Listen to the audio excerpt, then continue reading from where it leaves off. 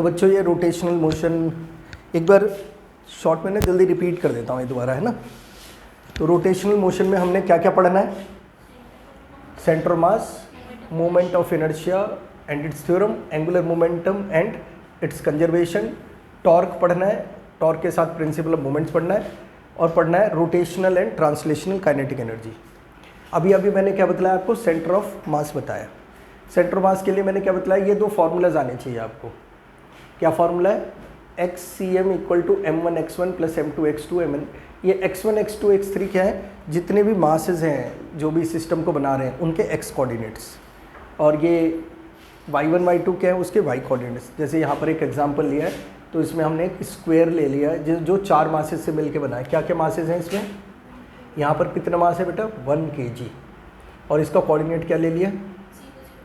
यहाँ पर जो मास है हमारे पास वो है 2 kg, और इसका कोऑर्डिनेट हम खुद ही देख सकते हैं क्योंकि ये हम 0 0 है तो ये ऑब्वियस है x एक्सिस होगा, और ये क्या होगा? y axis. स्क्वायर की जो साइड है वो कितनी ली है? 2 मीटर। तो इसका कोऑर्डिनेट कितना हो गया बेटा? 2, और ये x एक्सिस पे है तो इसका y कोऑर्डिनेट कितना हो गया? 0। उसी तरीके से इसको देखेंगे तो हम 2 मीटर तो आ गया है, 2 मीटर ऊपर चले गए तो इसका कोऑर्डिनेट 2 2 हो गया, और ये जो मास है वो है हमारे पास 3 kg। 2 2 इसका कोऑर्डिनेट है। इसका कोऑर्डिनेट ये y एक्सिस पे तो x कोऑर्डिनेट 0 हो गया, y कोऑर्डिनेट कितना हो गया? 2, और यहाँ पे क्या रखा मास? 4 kg। तो ये हमारे M1 हो गया 1, M2 हो गया 2, M3 कितना हो गया? 3, और M4 कितना हो गया? कोऑर्डिनेट 0 0 2 0 2 2 और 0 2। तो इसमें बस वैल्यू डाल दिए। देखो 1 kg के लिए 1 kg इसका x coordinate 0, x coordinate x1, फिर ये है 2 kg का मास, इसका जो x कोऑर्डिनेट x2 है वो कितना है? 2। ये पहले वाला x कोऑर्डिनेट होता है, ऐसे वैल्यू डाल दो, फिर वैसे ही y में डाल दो। तो ये कोऑर्डिनेट कितना आ गया? 1, और ये कितना आ गया? 1.4। यानी जो हमारा x कोऑर्डिनेट है ये पूरा 2 है ना, तो x कोऑर्डिनेट 1 आया, यानी यहाँ बीच में होगा, और ये 1.4 आया, इसका मतलब थोड़ा सा ऊपर होगा, यहाँ आएगा इसका सेंटर ऑफ मास। वैसे ही मैंने दूसरा क्वेश्चन बतलाया, एनसीईआरटी का एग्जांपल है कि एक ये शीट की फॉर्म में बॉडी ऐसे, और ये 2L लेंथ है इसकी टोटल, ये भी 2L है, ये L और L है। तो इसका सेंटर ऑफ मास निकालना था, क्योंकि इसमें तो पॉइंट मासेस थे 1 kg 2 kg 3 kg, इसमें पॉइंट मासेस नहीं है, इसमें शीट है। तो शीट जो है ये L शेप की है, और ये सारे सिमेट्रिकल हैं। ये L है तो ये भी क्या है? L है। सिमेट्रिकल बॉडी का सेंटर मास उसके सेंटर में होता है। तो इस स्क्वायर का सेंटर मास इसके सेंटर में, इसका सेंटर मास इसके सेंटर में, और इसका सेंटर मास इसके सेंटर में, और तीनों क्योंकि आइडेंटिकल है, तीनों का मास क्या ले लिया? m। तो हमारी बॉडी ऐसे बन गई। अब 3 मासेस हो गए, एक यहाँ आ गया m मास, मतलब इसका सारा मास यहाँ पर सेंटर्ड, एक मास यहाँ आ गया m, और एक मास आ गया यहाँ m। ठीक है, ऐसे बन गया बिल्कुल क्वेश्चन 3 मासेस का। और कोऑर्डिनेट देखें तो ये पूरी लेंथ 2L है, तो इसका आधा कितना हो गया? L, इसका भी आधा L/2, और ये हाइट भी आप देख रहे हो क्या है? L/2। तो ये कोऑर्डिनेट क्या है? L/2, L/2। अगर इसको देखोगे तो यहाँ से यहाँ तक L/2 है, फिर L/2 है, फिर L/2 है, तो इसका कोऑर्डिनेट क्या है? 3L/2, हाइट हुई L/2। इसमें x कोऑर्डिनेट L/2 है, लेकिन हाइट क्या है? 3L/2। बस ये फॉर्मूला है, फिर इसमें डाल दिया हमने। M1 की जगह m, इसका कोऑर्डिनेट L/2, दूसरे की जगह भी m, उसका कोऑर्डिनेट 3L/2, तीसरे की जगह m L/2 upon m plus m plus m, m1 plus m2 plus m। इसको सॉल्व कर लो। कौन सा? ये देखो ना, इसका कोऑर्डिनेट 3L/2 है ना, L/2 L/2 L/2। हाँ ठीक है, तो इसको सॉल्व कर लो आप अगर, तो कितना आ जाएगा? m तो थ्रू आउट कट ही रहा है, तो L/2 1 प्लस 3/2 5/2, और ये नीचे मल्टीप्लाई हो जाएगा 5/6 आ जाएगा, 5/6 है। ऐसी y कोऑर्डिनेट निकाल लो। ठीक है, तो ये क्वेश्चन आ जाते हैं। इसमें मैंने बतलाया कि अगर मान लो ये सिमेट्रिकल बॉडी की जगह कैसी हो जाए? अनसिमेट्रिकल। मान लो ये वाला जैसे टी शेप में दे दिया आपको एलिमेंट, और ये ऊपर वाला हिस्सा मोटा है, ये हिस्सा कैसा है? पतला, तो दोनों के मास सेम नहीं हो सकते। तो आप ना खुद एज्यूम कर लो कि इसकी जो सरफेस डेंसिटी है वो कितनी है? सिग्मा। तो सरफेस डेंसिटी को एरिया से मल्टीप्लाई करने से क्या मिल जाएगा? मास। तो इसका सेंटर ऑफ मास इसके सेंटर में ले लेना, इसका सेंटर ऑफ मास इसके सेंटर में ले लेना, लेकिन मास कितना होगा, सिग्मा से इसके एरिया को मल्टीप्लाई कर दो, तो ये m1 हो जाएगा तुम्हारा, और ये m2 क्या हो जाएगा, सिग्मा a2। तरीका ऐसे ही रहेगा, कोऑर्डिनेट निकालो और ये फार्मूला लगा दो m1 x1 वाला। ठीक है, आ रही बात समझ। तो ये सेंटर मास के बारे में बात हो गई। बात कर लेते हैं जल्दी से मोमेंट ऑफ इनर्शिया की।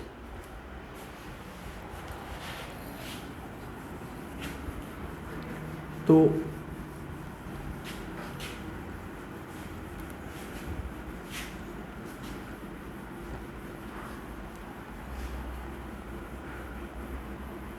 मोमेंट ऑफ इनर्शिया क्या चीज़ है, मोमेंट ऑफ इनर्शिया ना मास का सब्स्टिट्यूट है रोटेशनल मोशन में। ठीक है, तो substitute of mass in rotation क्या चीज़ है, मोमेंट ऑफ इनर्शिया। ठीक है, इसका सिंबल है बच्चों आई, और मोमेंट ऑफ इनर्शिया निकलता कैसे वो भी देख लो। अगर क्योंकि रोटेशन है तो रोटेशन में कोई भी चीज़ रोटेट कर रही होगी, रोटेट किसके अबाउट करेगी, किसी एक्सिस के अबाउट करेगी रोटेट, है ना। जैसे मान लो ऐसे कर लिया हमने, ये ले लिया और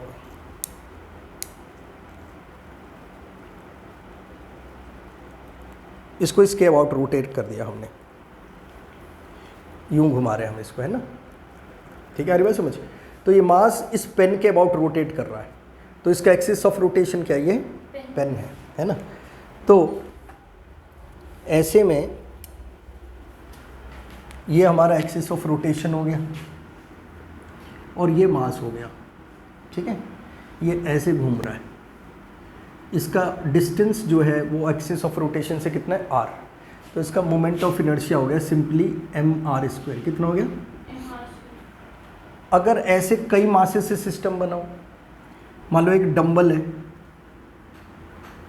उसमें ये वाला मास है m1 और ये मास क्या है m2, और एक्सिस ऑफ रोटेशन भी बीच में नहीं है, यहाँ है, ये डिस्टेंस है r1 और ये डिस्टेंस है, तो इस सिस्टम का मोमेंट ऑफ इनर्शिया हो जाएगा m1 r1², m2 r2²। इसमें कोई डायरेक्शन वगैरह देखनी नहीं है, स्केलर क्वांटिटी है, बस ऐसे ही सिंपली ऐड कर दो सारे मासेस के मोमेंट ऑफ इनर्शिया निकाल के। मेरी बात समझ आ रही है। और ऐसी बहुत सारे मासेस हों फॉर n पार्टिकल्स, आई हो जाएगा कितना, m1 r1² प्लस, बस यही है। ठीक है, अगर बॉडी पॉइंट मासेस की ना बनी हुई हो, कॉन्टिन्यूअस मास की हो, जैसे रिंग, ये रिंग है, जैसे बैंगल पहनते हैं आप लोग। ठीक है, तो इसका मोमेंट ऑफ इनर्शिया मान लो इस एक्सिस के पेट निकालना हो जो इसके बीच में से जा रहा है। ठीक है, तो इनके ना डेरिवेशंस होते हैं, इंटीग्रेशन से निकालना पड़ता है। ठीक, तो वो इंटीग्रेशन तो हमारे सिलेबस में नहीं है, सिर्फ बॉडीज़ के मोमेंट ऑफ इनर्शिया है, वो मैं आपको लिख के दे रहा हूँ कितना है। ठीक, तो ये है MOI ऑफ रिंग। एक्सिस मैंने बना दिया, एक्सिस इसके सेंटर से पास कर रहा है और इसके प्लेन के परपेंडिकुलर है। ठीक है, तो वो मोमेंट ऑफ इनर्शिया कितना है, mr²। m रिंग का मास है और r इसकी रेडियस है। ठीक है, दूसरा, अगर डिस्क हो, डिस्क और रिंग में क्या डिफरेंस है, रिंग सिर्फ बीच में से खोखली होती है और डिस्क जो है जैसे आपकी गाने बजाने वाली CD होती है उस टाइप के, है ना, ऐसी होगी। इसका moment of inertia same axis के अबाउट हो जाएगा mr²/2। लेकिन जो CD में बीच में से होल होता है, उस होल को नहीं मानना, मतलब अपने मानना वो भी कवर्ड है, होल नहीं है बीच में। ठीक है, होल की वजह से तो फिर ये मोमेंट ऑफ इनर्शिया गड़बड़ है। हाँ, मतलब रिंग नहीं बोलेंगे उसको, एनुलर डिस्क बोलते हैं ऐसी चीज़ को। ठीक है, ये आगे सब। तीसरा जो है हमारे पास, हम ले लेते हैं moment of inertia of A rod. ये है रॉड, पतली सी रॉड है, सिर्फ लेंथ लेनी है इसकी। इसके सेंटर से एक एक्सिस जा रहा है ऐसे, और ये रॉड ऐसे घूम रही है ना, समझ आ गया, ऐसे घूम रही है यूँ। तो इसका मोमेंट ऑफ इनर्शिया होता है ml²/12। और अगर यही रॉड अपने किसी एक्सिस के अबाउट घूमने लगे, देखो किसी एक्सिस के अबाउट मतलब किसी एंड के अबाउट घूमने लगे, ऐसे, समझ आ गई बात, ऐसे, यहाँ एक्सिस है ना, यूं घूम रही है बॉडी, तो इसका मोमेंट ऑफ इनर्शिया उस केस में अगर एक्सिस यहाँ हो तो इसका मोमेंट ऑफ इनर्शिया हो जाता है ml²/3। तो ये एक हो गया, ये दूसरा हो गया, ये तीसरा हो गया, ये चौथा हो गया। एक सिलेंडर का और लिख देता हूँ मैं इस एक्सिस के अबाउट, ये भी आपका mr²/2 होता है, ये सिलेंडर है। और एक स्फीयर का लिख देता हूँ, स्फीयर का मोमेंट ऑफ इनर्शिया होता है 2/5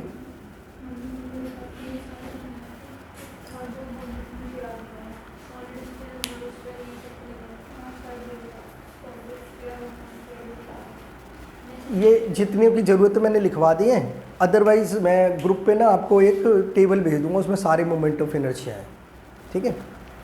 मेनली तो इनकी ज़रूरत पड़ती है।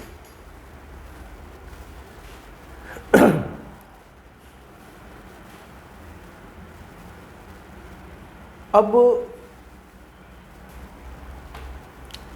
एक चीज़ इसमें पूछ लेते हैं, रेडियस ऑफ गायरेशन।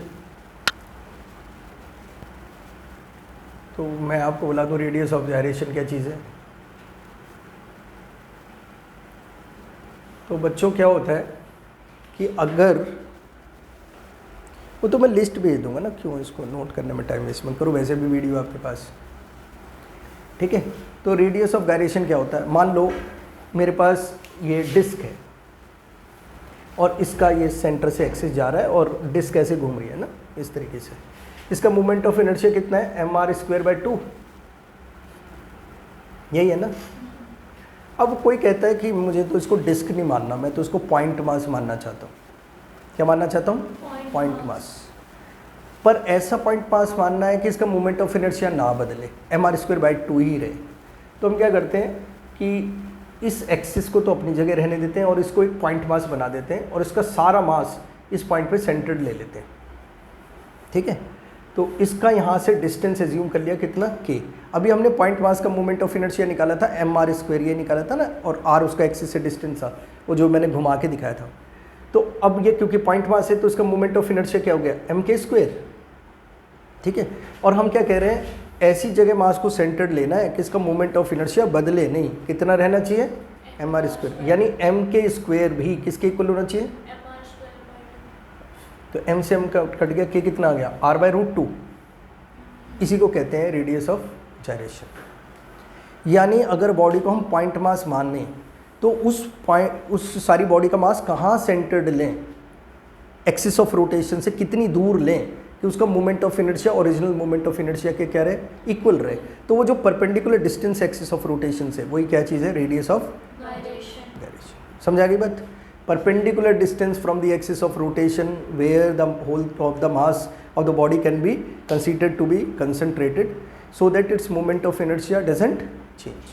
तो डेफिनेशन तो आप कहीं पे भी आजकल गूगल कर लोगे, मिल जाएगी। मैंने समझा दी वो चीज़ क्या है, समझ आ गया। कहाँ पर उसका सेंटर मास ले लें एक्सिस ऑफ रोटेशन से कितनी दूरी पे कि उसका मोमेंट ऑफ इनर्शिया सेम रहे।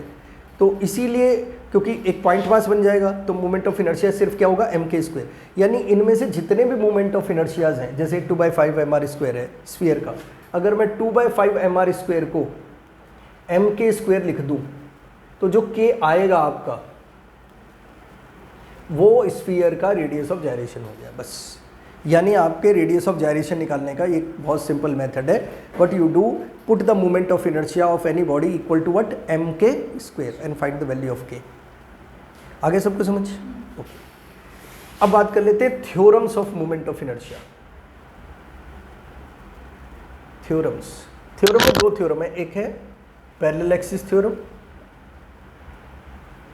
और एक है परपेंडिकुलर एक्सिस थ्योरम, ठीक है।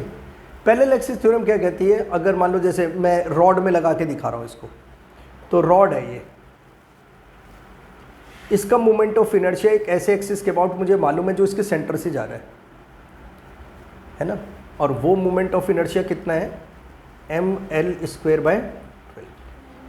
यहाँ मैंने cm इसलिए लिखा है ये मोमेंट ऑफ इनर्शिया एक ऐसे एक्सिस के अबाउट है जो एक्सिस सेंटर ऑफ मास से पास कर रहा है, ठीक है।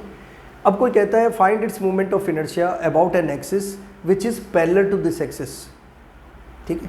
तो एक एक्सिस ऐसा ले लिया, इसके एंड से पास करता हुआ, इस एक्सिस का नाम रख दिया ए बी, और कोई कहता है ये आई ए बी निकालो,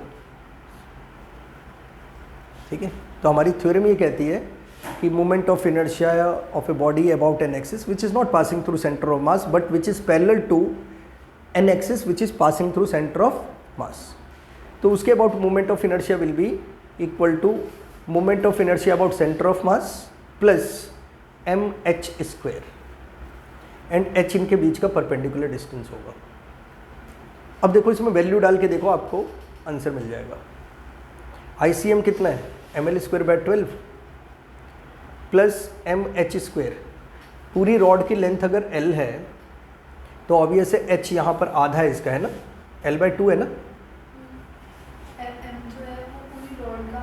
हाँ पूरी रॉड का मास। तो H की जगह क्या डाल दो, अब सॉल्व करो इसको फर्दर, तो कितना होता है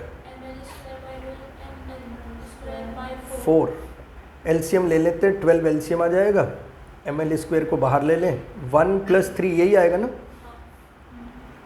तो कितना आ गया ml² 3/, हाँ सॉरी 4/12, तो ये कट गया, कितना आ गया ml², हमने यही तो निकाल रखा है ना। तो अगर सेंटर से पास होने वाले किसी एक्सिस के बाद मोमेंट ऑफ इनर्शिया पता है तो एक ऐसे एक्सिस के बाद निकाल सकते हैं जो सेंटर से पास नहीं हो रहा, लेकिन जो सेंटर से पास होने वाला एक्सिस उसके पैरेलल है। बात समझ आ गई? अच्छा, साथ ही साथ फिर हम कर लेते हैं परपेंडिकुलर एक्सिस थ्योरम वाली बात भी।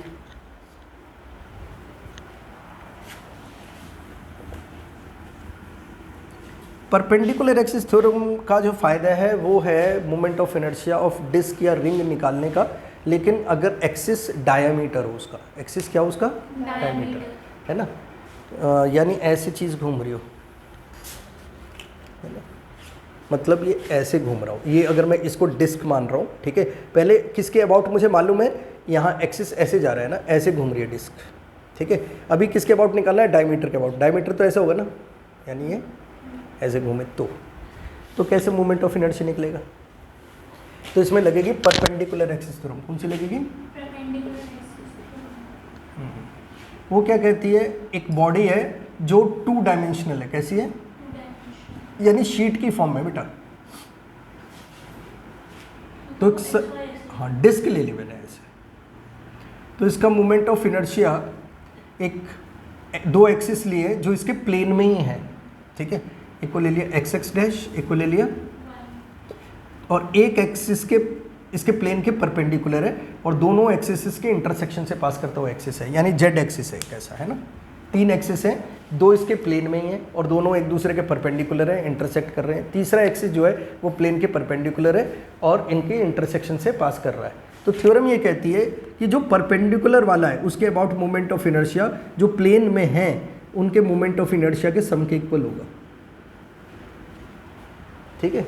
अच्छा, इसको हम डायमीटर मान सकते हैं ना, इसको भी डायमीटर मान सकते हैं, तो ये ID हो गया और ये भी क्या हो गया ID, और ये वाला मैंने अभी निकाल रखा था, इसकी वैल्यू क्या थी mr²/2, तो mr²/2 ID प्लस ID कितना हो गया 2ID, तो ID कितना आ गया बेटा mr²/4। ये थ्योरम्स हो गई, ये थ्योरम है ना, स्टेटमेंट NCERT में दे रखी बड़ी साफ साफ, वहाँ से आप पढ़ लेना, ठीक है, याद कर लेना, कोई दिक्कत नहीं है, इसका यूज़ ही आता है, न्यूमेरिकल आता है, इस पर मैंने बतला दिया। तो ये हो गया हमारा मोमेंट ऑफ इनर्शिया। दूसरा टॉपिक भी हो गया, जल्दी से कर लेते हैं, कंजर्वेशन ऑफ एंगुलर मोमेंटम। ये रब कर दूं, ओके।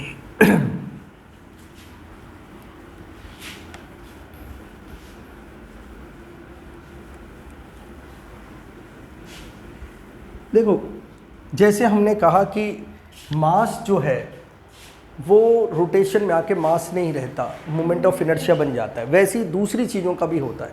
जैसे लीनियर डिस्प्लेसमेंट जो है, लीनियर डिस्प्लेसमेंट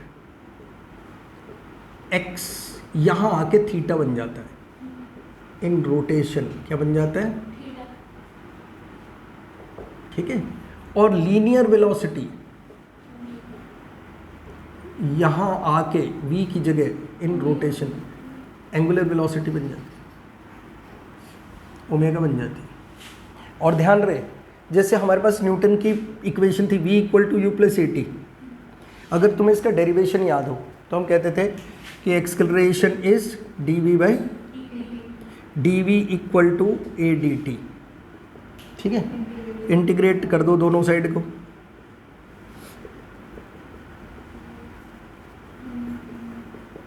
तो वो v सीधा लिख दो ना, ऐसा ये कर देते थे।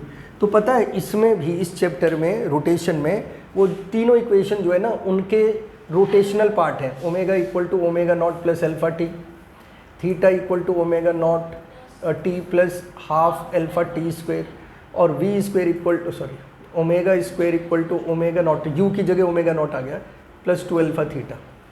तो यहाँ पर हमने देखा x की जगह थीटा आ जाएगा, v की जगह ओमेगा आ जाएगा, और a की जगह क्या आ जाएगा, alpha. a will change to angular acceleration alpha. और जैसे इसका डेरिवेशन बिल्कुल वहाँ पर डेरिवेशन ऐसे लिखोगे dω/dt, फिर क्रॉस मल्टीप्लाई इंटीग्रेशन, हाँ आ जाता है पेपर में। तो वो 3 डेरिवेशन वहाँ के याद कर लेना, और आपने कुछ नहीं करना डेरिवेशन में, सिर्फ रिप्लेसमेंट करना है। u को क्या लिख देना है, ω0, v को क्या लिख देना है, ओमेगा, a को क्या लिख देना है, अल्फा, और x को क्या लिख देना है, थीटा। बिल्कुल डेरिवेशन एग्जैक्ट सेम, कुछ भी नहीं करना अपनी तरफ से, ठीक है। अब उसी तरीके से अगर हम लीनियर मोमेंटम की बात करें, वहाँ किसकी बात करें, रिप्रेजेंटेशन आ सकते हैं इन लोगों का? नहीं ग्राफिकल वगैरह कुछ नहीं करना, बस हाँ वैसे ही एनालिटिकल करना है। लीनियर मोमेंटम होता है p, कितना होता है p, जिसका फॉर्मूला क्या है, mv। तो एंगुलर मोमेंटम का जो फॉर्मूला है ऑब्वियस है, वो क्या हो जाएगा, m/i⍵। तो एंगुलर मोमेंटम का फॉर्मूला मिल गया। और दूसरी एक बात, अब कोई कहता है एंगुलर मोमेंटम कंजर्व रखना है।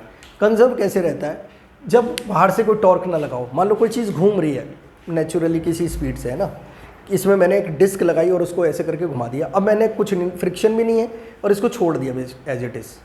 तो अगर इसको कोई रोकने की कोशिश नहीं कर रहा, इसको और बढ़ाने की कोशिश नहीं कर रहा, कोई टॉर्क नहीं लगा रहा, तो उतनी ही रहेगी इसकी एंगुलर वेलोसिटी। तो ऐसे में कहते हैं कि टॉर्क बाहर का ना लग रहा हो, एक्सटर्नल टॉर्क 0, तो एंगुलर मोमेंटम कंजर्व रहता है, ठीक है। तो इफ़ एक्सटर्नल टॉर्क इज 0,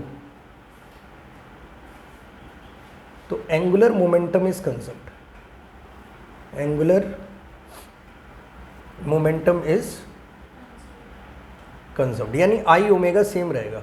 अब इसके इतने एग्जाम्पल्स हैं कि एक डाइवर है, डाइविंग बोर्ड से कूदता है वो, ठीक है, ऐसे कूद रहा है पानी में, तो कूदते वक्त क्या करता है वो अपनी बॉडी को ना, अपने नीज को फोल्ड करके बॉडी को ऐसे सिकोड़ लेता है, छोटा कर लेता है। तो ऐसा छोटा करने से उसका मोमेंट ऑफ इनर्शिया क्या हो जाता है, कम। अब ये i⍵ प्रोडक्ट रहना है कांस्टेंट, तो अगर i कम हो जाएगा तो ओमेगा कैसा हो जाएगा, ज़्यादा, तो वो हवा में सोमरसॉल्ट करना शुरू कर देगा। तो i को कम करोगे ओमेगा बढ़ जाएगा, i को बढ़ाओगे ओमेगा घट जाएगा। कहते हैं भाई कैट्स जो होती है जब भी ऊपर से गिरती हैं तो वो उनको चोट नहीं लगती, वो सीधी की सीधी गिर जाती हैं। क्यों, वो अपनी बॉडी को स्ट्रेच कर लेती हैं, स्ट्रेच करने से उनका मोमेंट ऑफ इनर्शिया बढ़ जाता है और ओमेगा कम हो जाता है, वो रोल नहीं करते।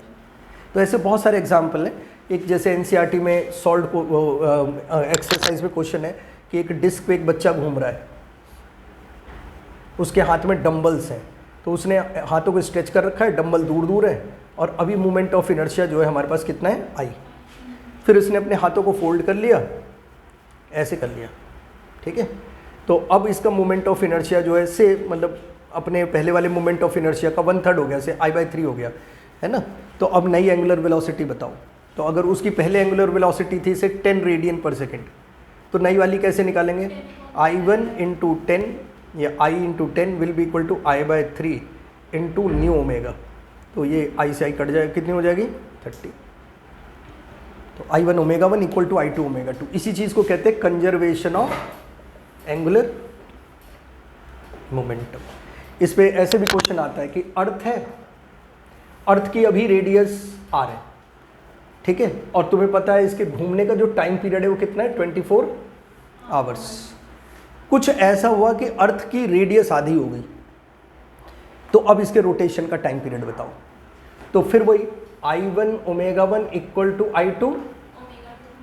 अब यहाँ ओमेगा को लिख लो बेटा 2π/T, बताया था पहले भी था, T1 I1 equal to I2 2π/T2। अब तुम्हारे पास क्या हो गया, I1/T1 इक्वल टू I2/। तो अगर स्फीयर का मोमेंट ऑफ इनर्शिया 2/5 mr² होता है ना, तो यहाँ पर डाल देना 2/5 mr² और यहाँ डाल देना 2/5, रेडियस कह रहा आधी हो गई तो r/2 का स्क्वायर, यानी I1 कितना डालना है 2/5 mr² और उधर क्या डालना है 2/5 m r/2, या जो भी बोल रहा है रेडियस में जो चेंज हुआ है वो बताओ। ये टाइम पीरियड भी कितना है 24 आवर्स, ये वाला निकाल लो, क्रॉस मल्टीप्लाई करके सॉल्व कर लो। समझ आ गया, ये वाला क्वेश्चन पेपर में आ जाता है। तो क्लास में हम एक बार और प्रैक्टिस के लिए डिस्कस कर लेंगे, फिलहाल मैंने बताया क्या है। कंजर्वेशन ऑफ एंगुलर मोमेंटम की बात समझ आई? ओके। इसके बाद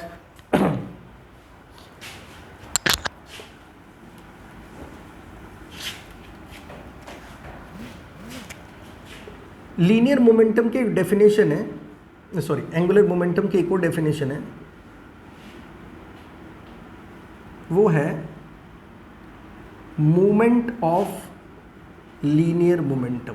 ऐसी डेफिनेशन है इसकी, मोमेंट ऑफ लीनियर मोमेंटम। किसी भी चीज़ का मोमेंट लेना, इसका मतलब उसको परपेंडिकुलर डिस्टेंस से मल्टीप्लाई करना।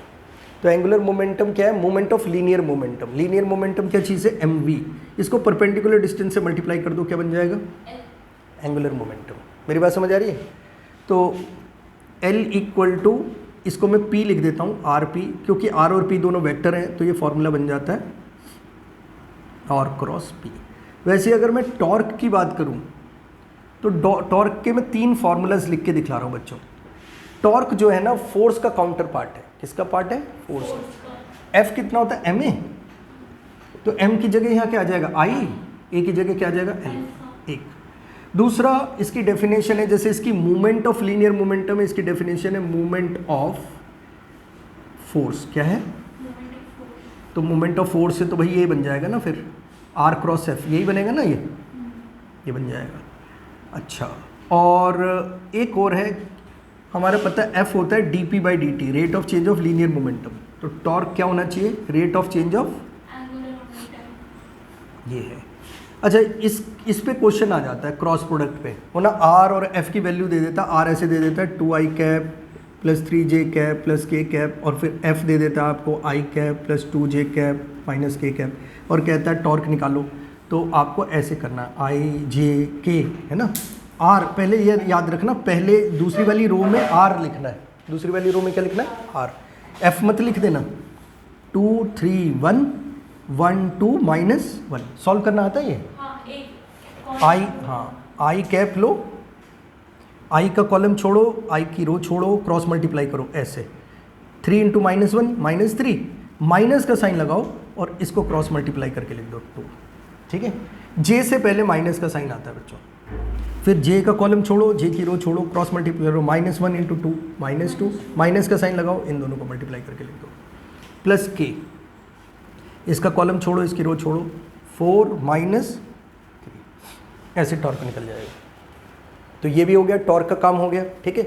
एक आखिरी चीज़ करके मैं क्लास को कर रहा हूँ ख़त्म, ठीक है। और फिर जो भी छोटी मोटी, या एक काइनेटिक एनर्जी वाली बात बतला देता हूँ, फिर एक चीज़ बताऊँगा। अब उसी तरीके से आप देखो, ट्रांसलेशनल काइनेटिक एनर्जी का फॉर्मूला क्या होगा, हाफ mv²। ये कौन सी है, ट्रांसलेशनल। तो रोटेशनल कितनी हो जाएगी, आप भी बताओ, हाफ I, ठीक है। तो ऐसे हो जाएगी, जो भी मान लो स्फीयर घूम रहा है तो उसका मोमेंट ऑफ इनर्शिया डाल देना, ओमेगा जो भी है ना। और कई बार क्या करता है वो, ओमेगा डायरेक्टली ना दे के, रेडियन पर सेकंड में ना दे के, आपको रेवोल्यूशन पर मिनट में फ्रीक्वेंसी दे देता है, म्यू दे देता है। तो उसको 60 से डिवाइड करो, अगर आपको न्यू दे रखा है RPM में, तो उसको 60 से कर दो डिवाइड, तो किस में कन्वर्ट हो जाएगा, RPS में, और फिर उसको 2π से मल्टीप्लाई करोगे तो क्या बनेगा, ओमेगा। तो इस चीज़ का भी याद रखना है, अगर आपको रेडियन पर सेकंड में ना दे के किसी चीज़ का क्या दे रखा है, रेवोल्यूशन पर मिनट, तो पहले तो उसको 60 से करो डिवाइड, बनाओ RPS, और फिर उसको 2π से मल्टीप्लाई करो तो बनेगा वो ओमेगा, रेडियन पर सेकंड में, ठीक है। अच्छा, जो मैं बुलाना चाह रहा था आपको, ये रोटेशनल काइनेटिक एनर्जी समझ आ गई ना, हाफ ओमेगा स्क्वायर।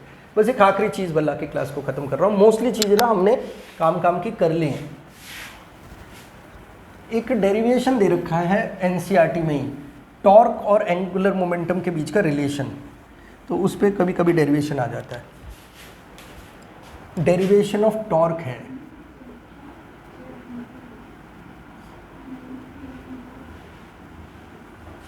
ठीक है। अभी टॉर्क बतलाया क्या होता है, dl/dt है ये ना, तो टाउ को लिख लो, और L क्या बतलाया, R क्रॉस P, ये है ना, अभी तो बतलाया, ठीक है। तो ये ना दो वेक्टर का क्रॉस प्रोडक्ट है। अब इसको आप डिफरेंशिएशन लेते हैं, इसमें प्रोडक्ट रूल लगाते हैं। प्रोडक्ट रूल में तुम्हें पता है first function into differentiation of second plus second function into differentiation of first. तो first function into differentiation of plus second function into differentiation of, तो टाउ इक्वल टू आ गया R dp/dt, rate of change of linear momentum force, plus p को मैं लिख लेता हूँ mv, और dr/dt डिस्प्लेसमेंट अपॉन टाइम, ये भी वेलोसिटी होगी ना। अब दो वेक्टर्स का ना क्रॉस प्रोडक्ट लो और दोनों सेम वेक्टर हो, a क्रॉस a, तो देखो क्रॉस प्रोडक्ट का क्या फॉर्मूला होता है बेटा, a क्रॉस b का क्या फॉर्मूला होता है, ab साइन थीटा, ठीक है। तो इसका क्या फॉर्मूला हो जाएगा, b की जगह भी a है, a into a sine, a और a के बीच में तो एंगल जीरो होगा ना, क्योंकि सेम वेक्टर है, तो साइन जीरो क्या हो जाएगा, जीरो। जब भी दो वेक्टर पैरेलल होते हैं तो उनका क्रॉस प्रोडक्ट क्या होता है, जीरो। क्रॉस प्रोडक्ट क्या होता है, zero. If vectors are parallel, और a और तो वेक्टर ही सेम है तो जीरो होगा, तो v क्रॉस v जीरो हो जाएगा ना। तो टॉर्क का क्या फॉर्मूला हो गया, r क्रॉस f, यही तो निकाला था। तो dl/dt से हमने ये निकाल लिया कि torque is also movement of force, r cross f। आगे बात समझ, तो यहाँ पर रुक जाते हैं। एक प्रिंसिपल ऑफ मूवमेंट छूट गया है, तो वो क्लास जब हम लेंगे दोबारा ना, तो उसके अंदर उसके न्यूमेरिकल करा दूंगा। आज यहीं रुक जाते हैं।